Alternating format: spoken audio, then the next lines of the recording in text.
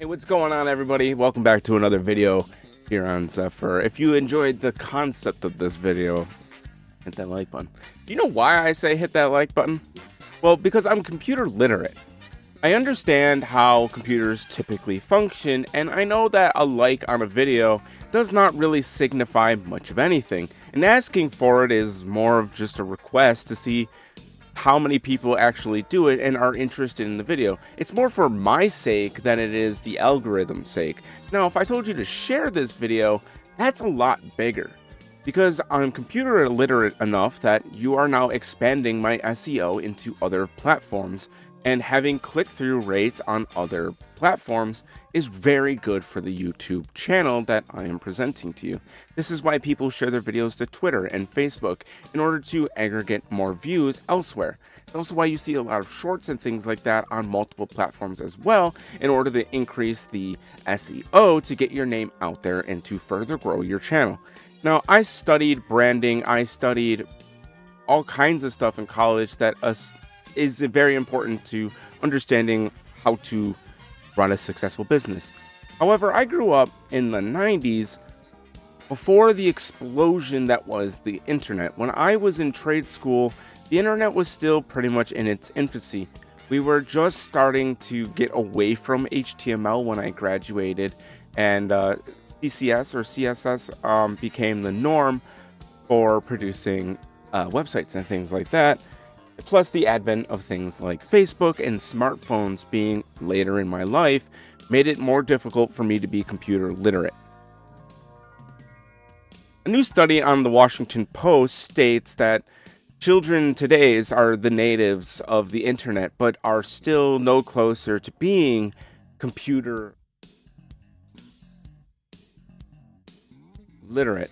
It seems that we have completely deviated from teaching people simple UX, troubleshooting platforms, and taught people how to exactly run a computer comfortably and consistently, even when there's issues.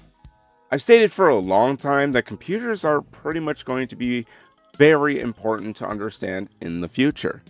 Companies like Dollar General and Tops Markets still use BIOS-like systems in order to run their registers, and this is good and bad. For the user, it's bad, but for the people trying to get into their systems, it could be very good, because the system could be very difficult to navigate and very difficult to use. Oh boy, here I go killing again. Heyo. In the making of this video, I actually had a very weird memory when I worked as a cashier and I guess you could say I was a price clerk for a local grocery store. And because of that job, I had to print tickets and print signage and print stuff out, but everything was templated. And it was templated in 1980s or something like that. Maybe even earlier, because the store that I worked at actually had everything on cassettes that had to be loaded. We didn't really have hard drives or nothing. It was all tape media. The computer itself was massive. It used DOS, and I would have been 19, so this would have been 2014-ish when I worked at this grocery store. So yeah, to thwart people trying to hack it. We talk about hacking being on the rise all the time, but a lot of that is day zero exploits that were known about before the application was released. They just use things that already pre-exist in code and start from the bottom. Binary injections, what lane is it running on, what can I use to inject on it?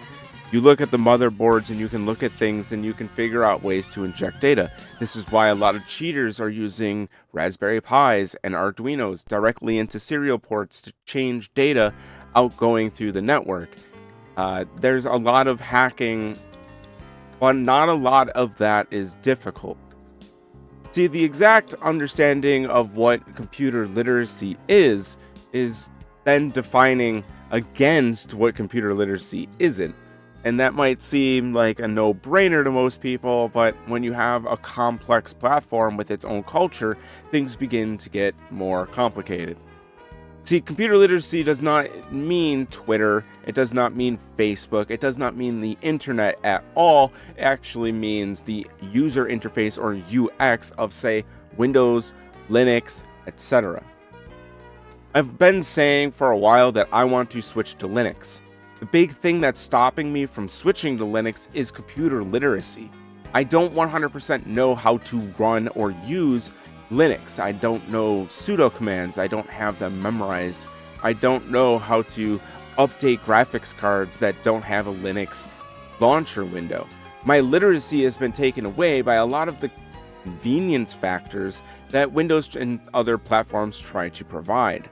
And because of that, I am now stuck into a single UX without a real easy way to break out. I've purchased many of books on Linux at this point. I have read many of articles on Linux, and it seems like Linux is where I want to be as a content creator and a gamer. The ability to have way higher frame rates and way more control over my TDP on my CPU, my TDP on my GPU, my fan curvatures, all of that seems like a very big step forward for me in my career as a content creator, and having the ability to save money but still get the content across to you because I'm not making money here. Less and less people are becoming computer literate. Less and less people are going to want to deviate from Fisher-Price phones like the iPhone.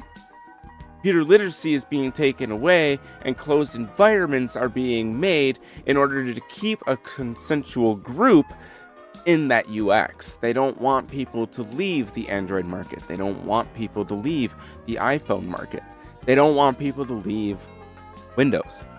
They want to be in every single aspect of every person's life and be as simple to use as possible, because the people who are going to be running it are going to be one layer above that, controlling and filtering what you receive.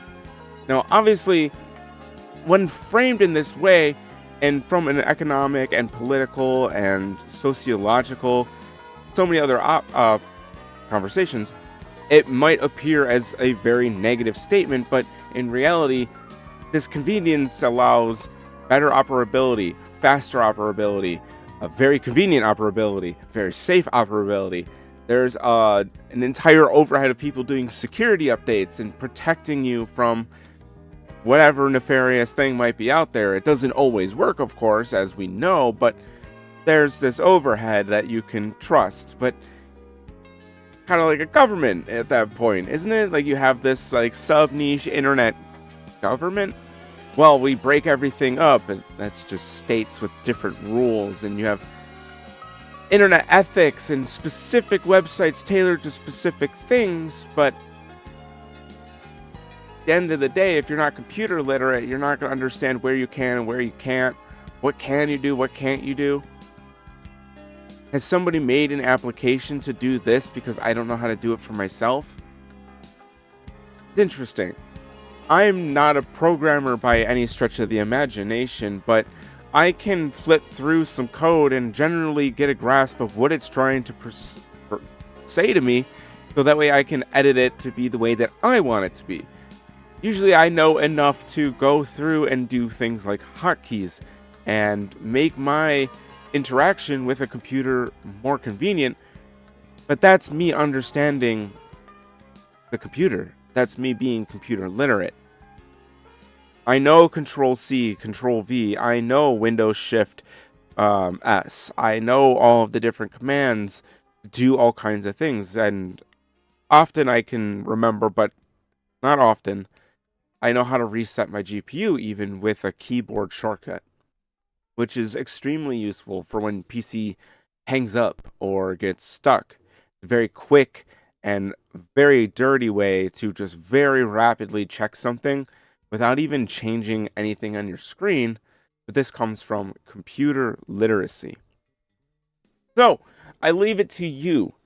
Do you agree that computer literacy is going away, or are you on the opposite fence and saying, no, the youth is way smarter with computers just because you're not good with a computer?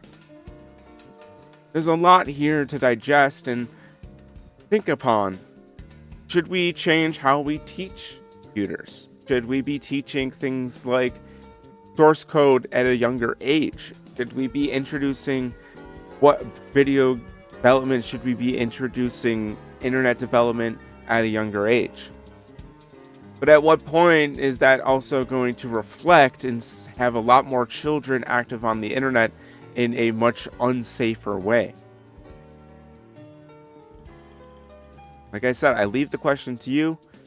I hope you're as thought-provoked as I am, because the topic is difficult and doesn't have any very easy answers. But if you like this video, please hit subscribe. It means a lot. And if you like me, I have a whole gaming channel with almost 1,000 videos available for you. It is Zephyrian, and you can find it in the end screen here. Bye, everyone.